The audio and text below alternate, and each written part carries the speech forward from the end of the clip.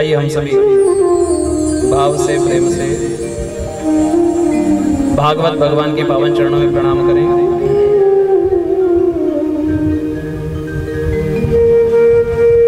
भगवान नंद नंदन को वंदन करते हुए, पूज्य गुरुदेव के श्री चरणों में प्रणाम करते हुए, आप सभी उपस्थित बंधुजन, सभी भक्तिमती माताएं, आप सभी को नमन करते हुए सभी को सादर जय श्री कृष्ण। परम पावन श्रीमद् भागवत भागीरथी का चतुर्थ दिवस है।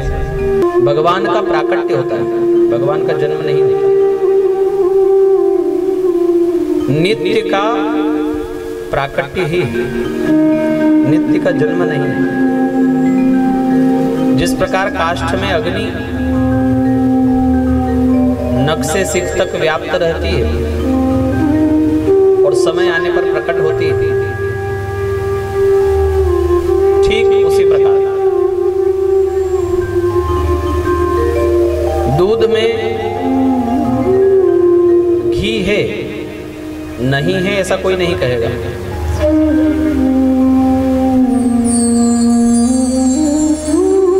तो जैसे काष्ठ में अग्नि है, दूध में घी है, उसी प्रकार जगत में जगदीश। और ये प्रकट तब होते हैं जब भक्तों की पुकार हो, सब मिलकर के जब इनको पुकारे तब भगवान प्रकट हो। एक के कहने से नहीं, भगवान का प्राकट्य धर्म की रक्षा के लिए, धर्म संस्थापनार्थाय संभवामि युगे युगे, भगवान का वचन। जब जब होई धर्म के हानि तब तब भगवान प्रकट हो। और इनके प्रकट का कारण तुलसीदास जी ने भी बताया। विप्रधेनु सुर संत हित लीन मनुज अवतार।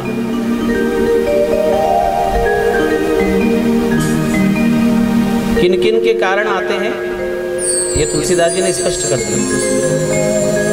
भगवान के आने के कारण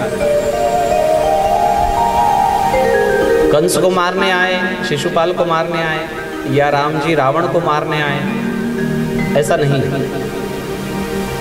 क्योंकि राम जन्म के हेतु अनेका, परम विचित्र एक ते एका। भगवान के प्राकट्य के अनेक कारण हैं, अनेक। कोई एक कारण है और इसीलिए भगवान इस धराधाम पर आए हैं, ऐसा कोई पक्का कर नहीं कह सकता।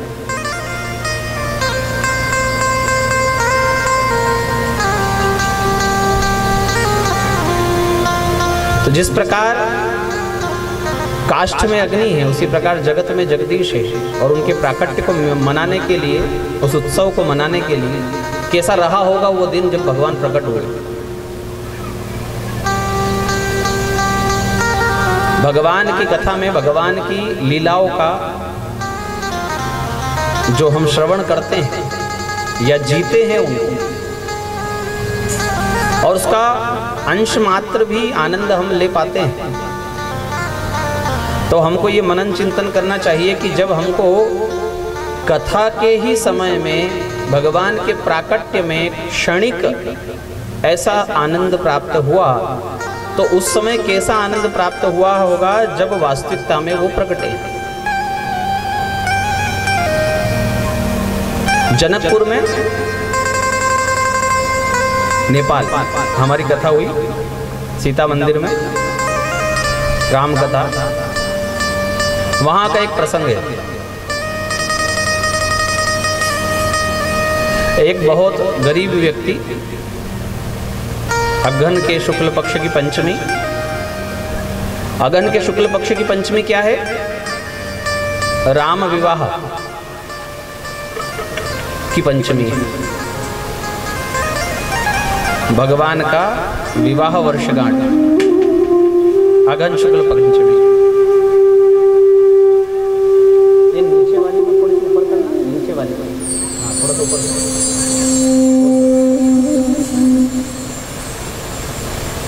इस पंचमी पंचमी को भगवान का विवाह हुआ था। तो एक बहुत गरीब आदमी अपने घर में अपनी झोपड़ी को सजा रहा था और उसने मंडप भी बनाया था। केले के खंभ लाकर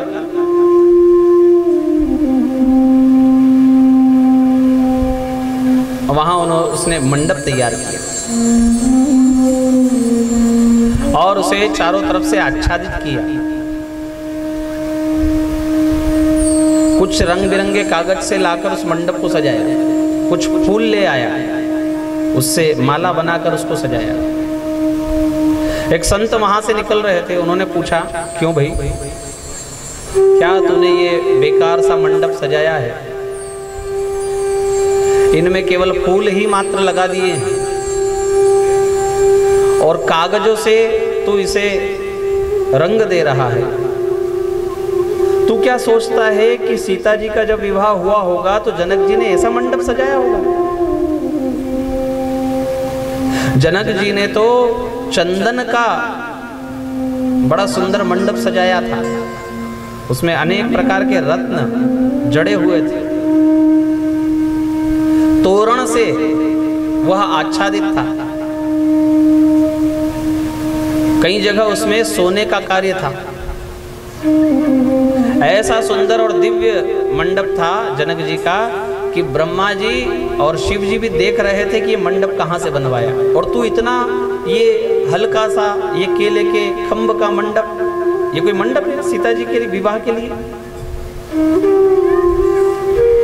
तो वह गरीब आदमी कहता है कि हाँ गुरुदेव, आप सही कह रहे हैं कि ये मंडप सीता जी के विवाह के लायक नहीं है। राम जी का विवाह ऐसे मंडप में कहाँ होगा, ये उस लायक नहीं है। किंतु मैं तो मेरे धन के अनुसार, मेरे श्रम के अनुसार, मेरी स्थिति के अनुसार मंडप बनाकर देख रहा हूं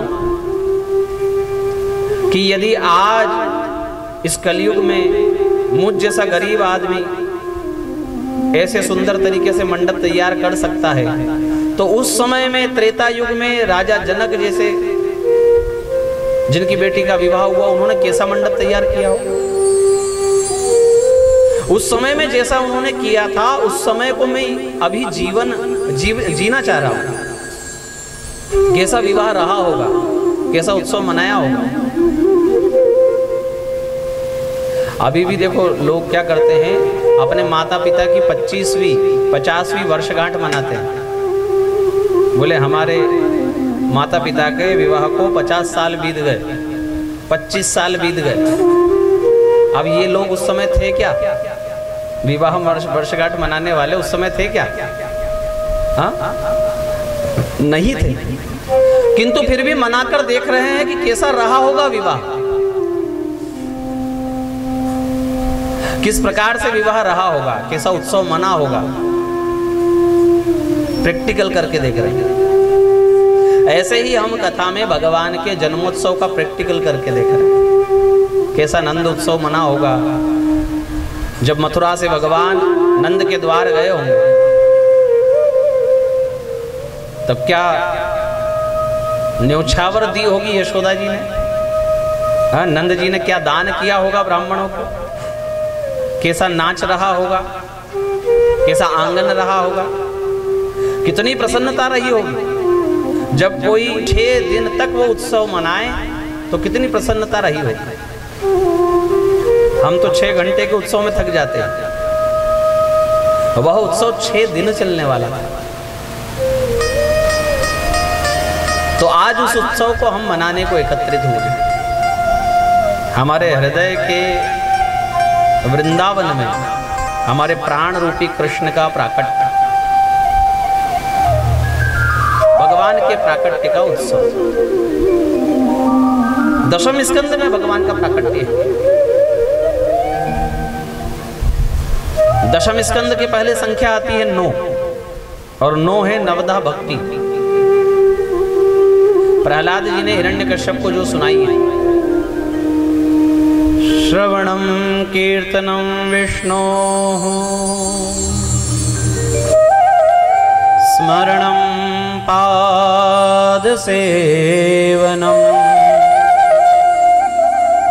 अर्चनम सख्यम दास्यम अर्चनम वंदनम दास्यम सख्यम आत्मनिवेदनम।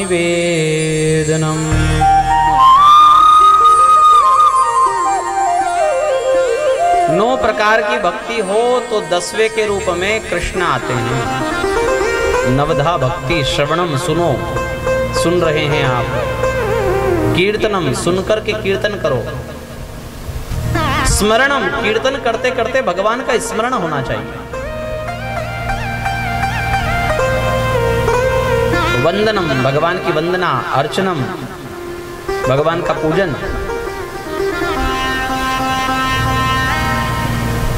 भगवान के साथ सखा भाव, दास्य भाव, जिस भाव से जुड़ पाओ। आत्मनिवेदनम, अपना समर्पण भाव। समर्पण भाव जिसमें हो जाए उसने सारी भक्तियों को जी लिया है, और ये बहुत कम में होता है। समर्पण भाव की भक्ति बहुत कम। नाता एक राम जी से, दूजा नाता तोड़ दे। आशा एक राम जी से, दूजी आशा छोड़ दे।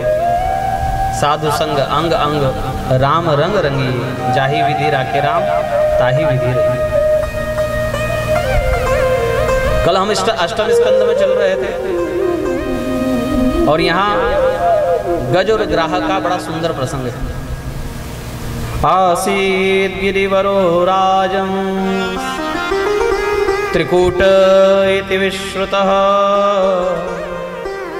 क्षीरोदेनामृतः श्रीमान् योजनायुतमुच्छ्रितः। त्रिकूट नाम का एक पर्वत, जिस पर बहुत सुंदर वृक्षावली, बहुत सुघन वन, और उसमें विचरण करने वाला एक बलशाली गजराज, जो अनेक हाथियों का बल अकेला रखता था, और उसके बल के चलते उसका बहुत बड़ा परिवार था। उसकी कई सारी पत्नियां, बहुत उसके बच्चे, विशाल उसका कुलबा। उसके मित्रगणों को मिलाकर, और जब वह अपने झुंड के साथ चलता था ना, तो बड़े बड़े सिंह वनराज उसका मार्ग छोड़ देते थे, उसके बीच में नहीं आते थे। और अभिमान तो उसको अपने बल का इतना था कि उसके रास्ते में अगर कोई पेड़ आता था ना, तो उस पेड़ को उखाड़ कर चलता था। ऐसा नहीं कि अपना मार्ग बदला।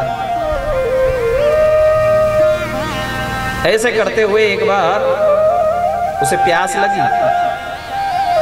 तत्रैकदा गिरिकनान्नाश्रयः करेणुभिर्वारणयोतपश्चरन् सकण्टकान् कीचकवेणुवेत्रवद् विशालगुल्मं प्ररुजन् वनस्पति। प्यास लगने के कारण पर्वत से उतरकर सरोवर में गया जल पीने, और वहां अपनी प्यास बुझाते बुझाते मस्ती करने लगा, पानी में खेल करने लगा। स्वयं पानी पीता, अपने बच्चों को पिलाता, उनके ऊपर जल से, सूंड से जल की वर्षा करता। परिवार के साथ रमण करते हुए इतना खो गया कि भूल गया इस संसार में काल नाम का 25वां तत्व भी है। 24 तत्व मैंने आपको गिनाए थे। एक तत्व और भी है जिसका नाम क्या है? काल, मृत्यु। कोई कितने भी मस्ती में क्यों ना रहे, हष्ट पुष्ट स्वस्थ, किंतु काल कब किसका कहां वर्ण करेगा या करता है, कैसे पता पड़ेगा?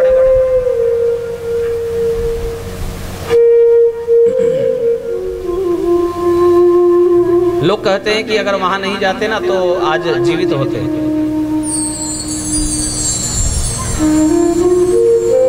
ऐसा नहीं करते तो जीवित होते। समय पर डॉक्टर मिल जाते तो जीवित होते। हॉस्पिटल तक पहुंच जाते ना तो जीवित होते। कई लोगों को हमने देखा है कि जो हॉस्पिटल में है, डॉक्टरों के बीच में है, स्वस्थ हैं और वहीं चले गए। मृत्यु उसका समय और स्थान निश्चित करके आते हैं।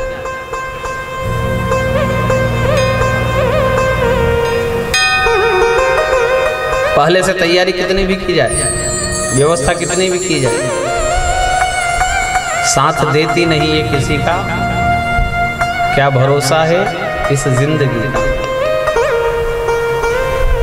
हमारे द्वारा जुटाया हुआ कितना भी साधन हमारे काम नहीं आ पाता उस समय जब काल हमारा वर्ण करता है। उस गजराज का भी वर्ण काल ने किया और देखो उसको कोई काम नहीं आया। शुरू में तो उन विशाल हाथियों को लगा कि अरे ये छोटा सा मगर क्या करेगा, तो सबने अपनी सूंड में उठा करके पत्थर उसके ऊपर पटके, किसी ने वृक्ष उठाकर पटका, किसी ने उसकी पूंछ पकड़ ली और उसके साथ युद्ध किया। किंतु वह मगर इतना जिद्दी था कि उसने उस गजराज का पैर नहीं छोड़ा। धीरे धीरे मित्रों ने साथ छोड़ दिया। 2, 4, 8, 10 दिन में पत्नियों ने, बच्चों ने साथ छोड़ दिया। कब तक लड़ेंगे? जिसको हम अपना कहते हैं घर में, यदि उनकी सेवा करने की बारी आ जाए तो 10 दिन में लोग घर वाले कहते हैं कि बस अब तो भगवान इनको बुला ले तो अच्छा है, बहुत परेशान हो रहे हैं। बड़ी मीठी भाषा में कहते हैं अब तो ये ना बहुत परेशान हो रहे हैं। ये नहीं कहेंगे हम परेशान हो रहे हैं। जो माँ गोद में खिलाती है, उसके गंदे को भी साफ करती है, उसे बड़ा करने में कितना समय लगता है? 3-4 साल तक तो उसको सब कहाँ शौच करने जाना है, कहाँ दीर्घ शंका, कहाँ लघु शंका, पानी कब पीना है, 5 साल तक तो उसको पता ही नहीं होता। 5 साल छोड़ो, 5 महीना भी उसी बेटे को यदि माँ की सेवा करनी पड़ जाए खटिया में, तो वो कहता है कि बहुत कष्ट पा रही है मेरी माँ, इससे तो भगवान इसको उठा ले तो ठीक। अच्छा, शुरू में बड़ा जोश होता है। घर में कोई बीमार हुआ, अरे अभी हॉस्पिटल ले जाएंगे, बड़े हॉस्पिटल ले जाएंगे, छोटे नहीं बड़े में किसी में दिखाएंगे। और बड़े हॉस्पिटल वाले भी कहे कि मुंबई ले जाना पड़ेगा, हाँ बंबई ले जाएंगे। वहां वाले भी कहे कि अमेरिका ले जाना पड़ेगा, अरे है हमारे पास में, हम वहां भी इलाज करवा देंगे। किंतु जिसका वर्ण स्वयं काल करे, उसको कहां ले जा करके आप स्वस्थ कर लाओगे और कितने दिन भटकोगे? जिस प्रकार साथ छोड़ दिया गजराज के परिवार वाले लोगों ने, संबंधी ने, अपने लोगों ने, उसी प्रकार ये संसार में भी हमारे अपने निज जन, स्वजन, बंधु बांधव, जिनको हमने अपने मुंह का ग्रास तक दे दिया, वह भी साथ छोड़ देंगे। इसलिए सफर अकेले का है, ये यात्रा अकेले की है। न साथ में कोई आया है, न साथ में कोई जाएगा। जीवन संगिनी कहलाने वाली पत्नी, जीवन साथी कहलाने वाला पति भी अलग ही आए हैं और अलग ही जाएंगे। ये गजराज की कथा हमको सिखाती है और इसी से मिलान करती हुई द्रौपदी का वो प्रसंग। देखो, एक नारी के लिए उसकी लाज ही सर्वोपरि है। जिस प्रकार गजराज का प्राण है, उसी प्रकार द्रौपदी की लाज है। वहां भी सबने साथ छोड़ दिया, सबने सिर नीचा कर लिया और एकमात्र भगवान ही काम आए। अभी तो गजराज को भी अपने बल का अभिमान था। परिवार के लोग साथ छोड़कर चले गए तो क्या हुआ? अनेक हाथियों का बल मेरे अंदर है, इस मगर को तो बाहर खींच ले जाऊंगा और वहां ले जाकर इसे पैरों से कुचल दूंगा। किंतु आश्चर्य तो यह था कि जितना जितना गजराज प्रयास करता था उस दलदल से बाहर निकलने का, उतना उतना मगर उसको जल के अंदर ले जाता। कहते हैं 100 वर्ष तक यह युद्ध चला गजराज का मगर के साथ। भागवत में, संस्कृत में मगर और सर्प काल संज्ञ के, मृत्यु संज्ञ के। कौन कौन? एक मगर और एक सर्प। तो अनेक प्रयास किया गजराज ने, किंतु वह मगर बाहर नहीं आता। 100 वर्ष तक वह युद्ध चला। और हमारा भी युद्ध काल के साथ कितना समय चलता है? किसी का 80 साल, किसी का 70 साल, किसी का 100 साल। आखिर में जीतता कौन है? काल की ही जीत होती है। मृत्यु ही वर्ण करती है और उसी की तैयारी का नाम ही जीवन है। मृत्यु की तैयारी का नाम जीवन है।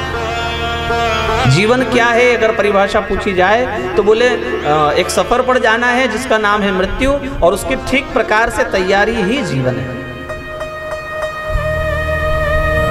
आप जिस अवस्था में हैं, जिस आयु में हैं, जिस परिस्थिति में आपको भगवान ने रखा है, वहां उसी समय तत्क्षण आप मृत्यु के लिए तैयार रहें। कई लोगों ने ना मृत्यु को पोस्टपोन किया हुआ है, आगे उससे बात करेंगे। अभी तो हमको अगले साल तो थोड़ा ये ऊपर की मंजिल बनानी है और उसके आने वाले साल में थोड़ा पड़ोस वाला प्लाट खरीदना है और आने वाले साल में फिर हम गाड़ी ले लेंगे। योजना है वर्षों की जिसकी पल की खबर नहीं। साथ देती नहीं ये किसी का,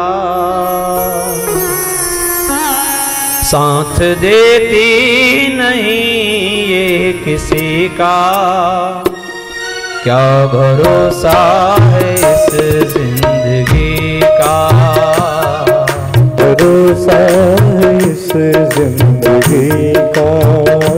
साथ देती नहीं ये किसी का, साथ देती नहीं ये किसी का, क्या भरोसा है इस जिंदगी का, हो भरोसा है इस जिंदगी का।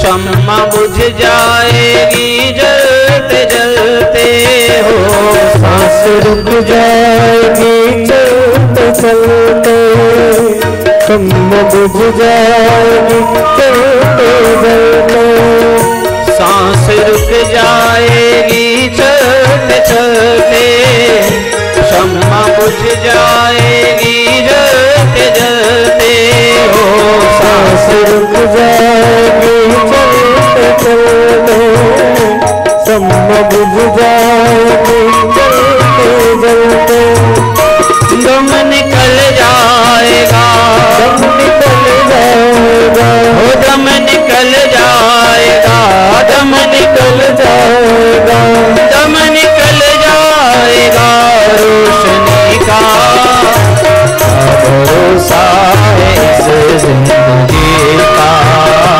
भरोसा है इस जिंदगी का।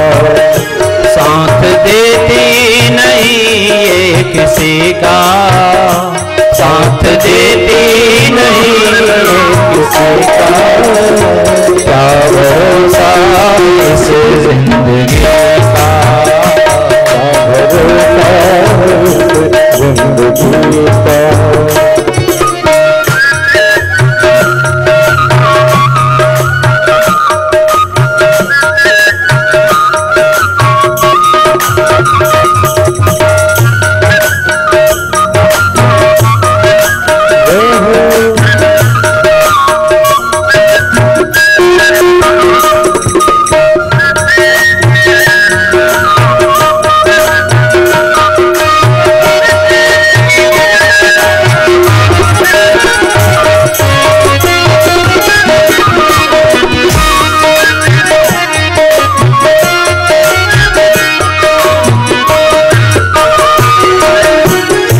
हम रहे ना मोहब्बत रहेगी, दास्ता अपनी दुनिया कहेगी, हो हम रहे ना मोहब्बत रहेगी, दास्ता अपनी दुनिया कहेगी, उजाले अपनी यादों के, उजाले अपनी यादों के हमारे साथ रहने दो, ना जा जाने किस गली में जीवन की शाम हो जाए। हम रहे ना बस रहेगी, दास्तां अपनी दुनिया कहेगी हो। हम रहे ना मोहब्बत रहेगी, दास्तां अपनी दुनिया कहेगी। नाम रह जाएगा, नाम रह जाएगा, वो नाम रह जाएगा, नाम रह जाएगा, नाम रह जाएगा आदमी का। इस जिंदगी का क्या भरोसा इस जिंदगी का, क्या भरोसा है, क्या भरोसा क्या भरोसा है, क्या भरोसा साथ देती नहीं ये किसी का, साथ देती नहीं किसी का। क्या भरोसा इस जिंदगी का,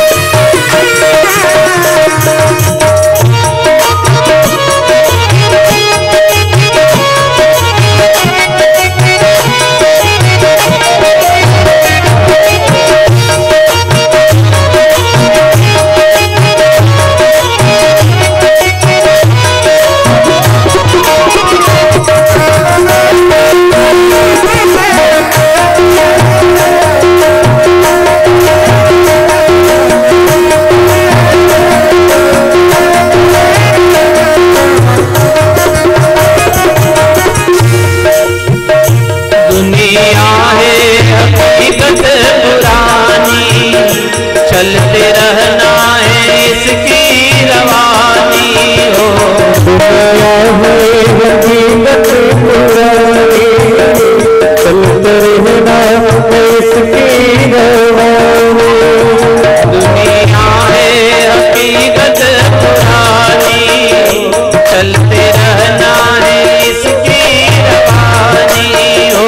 दुनिया है हकीकत पुरानी, चलते रहना इसकी रवानी। फर्ज पूरा करो, फर्ज पूरा करो, फर्ज पूरा करो, फर्ज पूरा करो, फर्ज पूरा करो बंदगी का। भरोसा इस जिंदगी का, भरोसा इस जिंदगी का, भरोसा इस जिंदगी का, भरोसा इस जिंदगी का। क्या भरोसा है इस जिंदगी का। चरई वैती चरई वैती, वेदों ने कहा है चलते रहो, रुकना नहीं है। कहीं पर पिताजी साथ छोड़ दे, और कहीं घर ऐसे भी है जहां बेटे ने साथ छोड़ दिया तो भी पिता ने जीना छोड़ दिया क्या?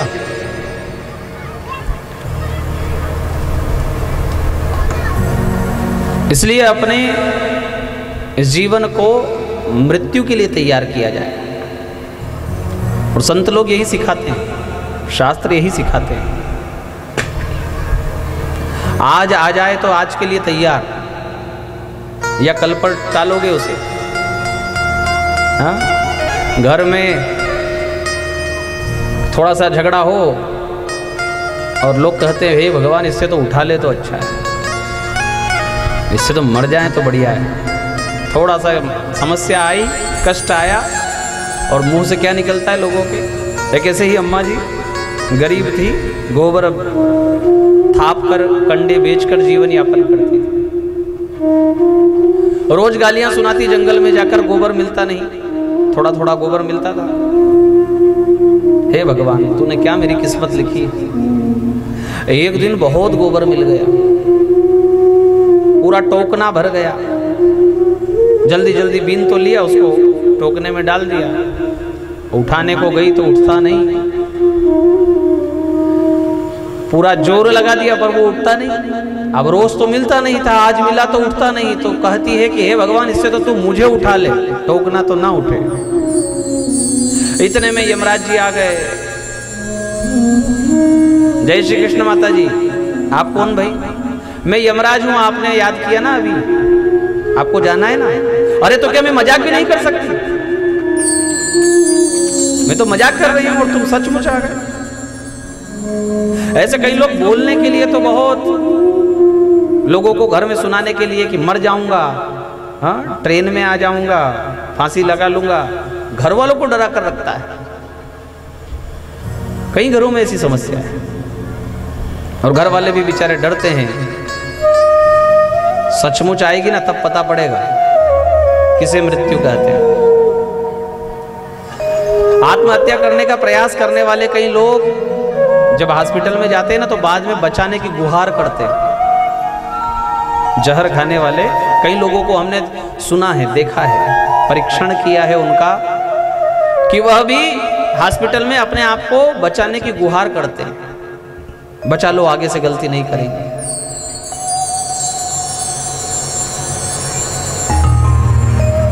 कई लोगों ने अपनी मृत्यु को बोले बस छोरे की शादी और हो जाए, हाँ पोते का मुंह और देख लें, और ज़्यादा उम्र हो गई 90 साल की तो कहते हैं कि पोते की शादी और देख लें, पड़ पोते का मुंह देख ले, फिर तो कोई काम नहीं बचा है, भगवान बुला ले। रोज कहती है, हाँ? कई अम्मा जी ऐसी है जो रोज कहती है फिर तो भगवान बुला ले तो कुछ नहीं, पर कब तक के लिए? बोले इतना और हो जाए, इतना और हो जाए। एक संत का एक चेला था, बहुत सेवा करता था, रोज नित्य आधा घंटा पेड़ दबाना, आश्रम जाकर और फिर सोने को घर आता था। ऐसा उसका रोज का काम। गुरुजी को भी पता था कि ये इस समय पर आएगा, मेरी सेवा करेगा, प्रसाद लेगा और फिर घर जाएगा। एक बार क्या हुआ,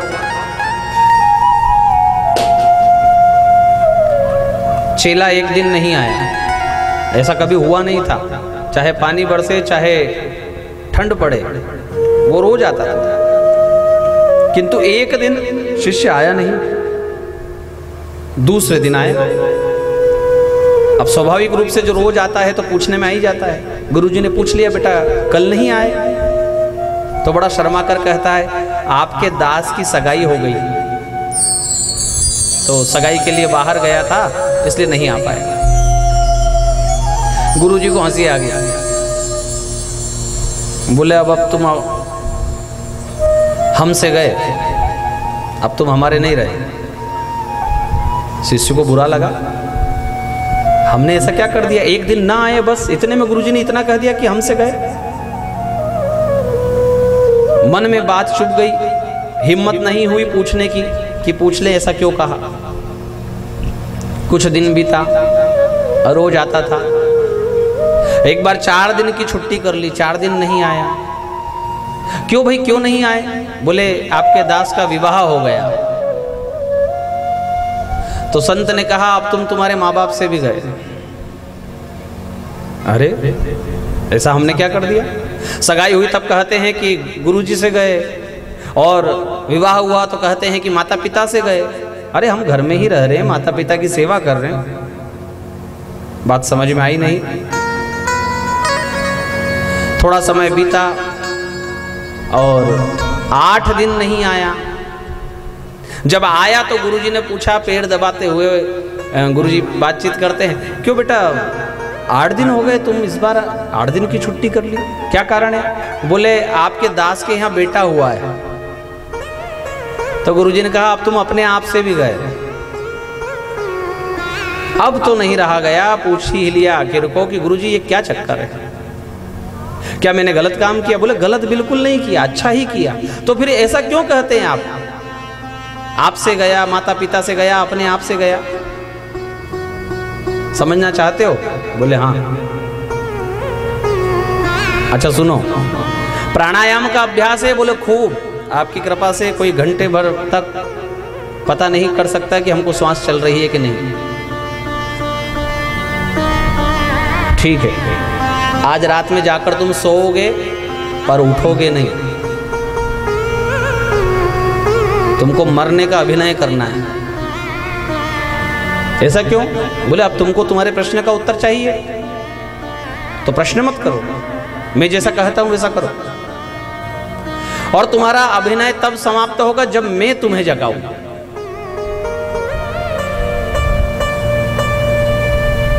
चेले ने कहा ठीक है। अब चेलों को भी बड़ी जिज्ञासा थी कि ये इतने समय से गुरुजी कह रहे हैं तो जरा इसका उत्तर भी तो देखे, क्या करना क्या चाहते हैं गुरुजी।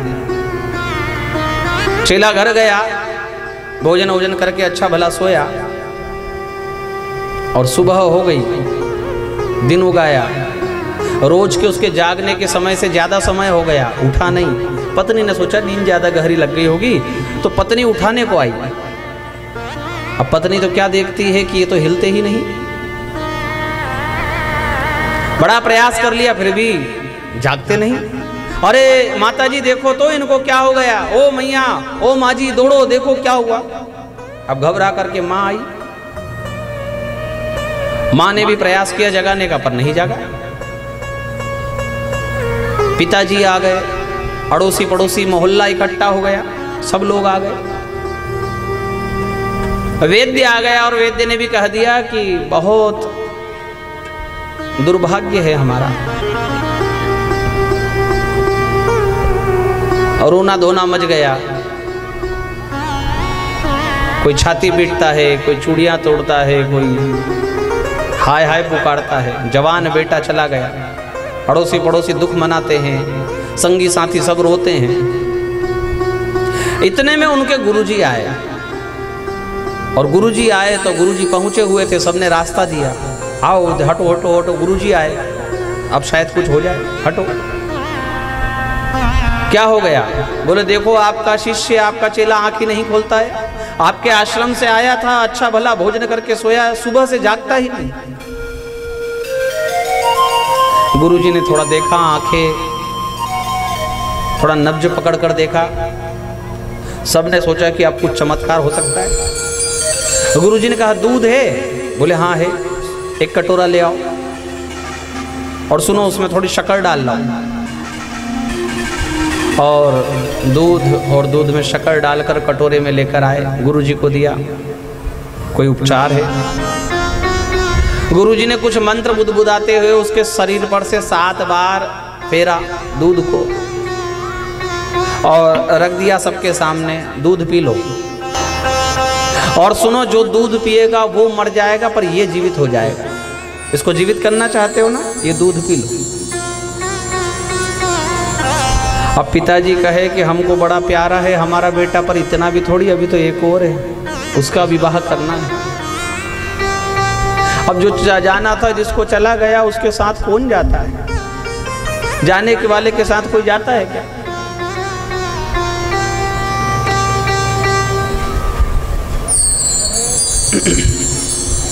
माताजी को कहा तो माताजी कहती है कि हाँ बुढ़ापा तो है हमारा,